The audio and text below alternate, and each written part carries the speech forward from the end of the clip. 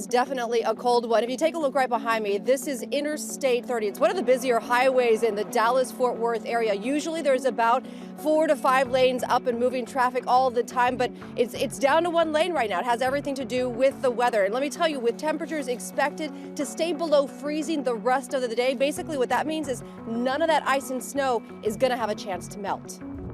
Heavy snow and freezing rain triggering a travel nightmare on highways.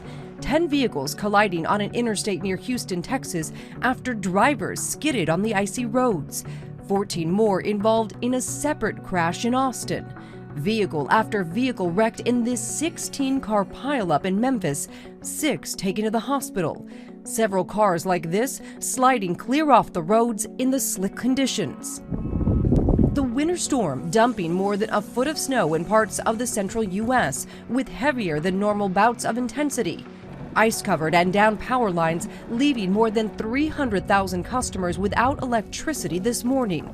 More than half of those outages in Tennessee, nearly a third in Ohio. The nightmare storm also spawning a deadly tornado in rural Alabama. 1 killed, multiple injured. This home destroyed. 2 pickup trucks submerged close by. In Illinois, a driver got stuck on train tracks, escaping just before his vehicle was hit. And back here in Texas, rare blanketing snow, the city of Plano covered.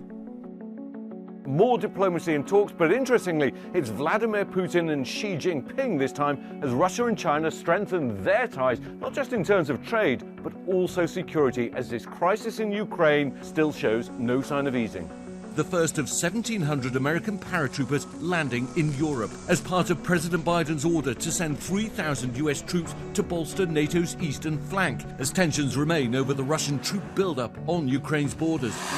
Meanwhile, the Biden administration claims the Kremlin's plotting a false flag operation to justify an invasion of Ukraine. One option is the Russian government, we think, is planning to stage a fake attack by Ukrainian military or intelligence forces against Russian sovereign territory or against Russian-speaking people to therefore justify their action. The administration not offering any evidence, but warning that Russia could even release fake images to justify sending troops in. We believe that Russia would produce a very graphic propaganda video, which would include corpses and actors that would be depicting mourners and images of destroyed locations as well as military equipment at the hands of Ukraine or the West. The Kremlin denying the allegations and that it plans to attack, but at the same time its forces continue to mass at the border.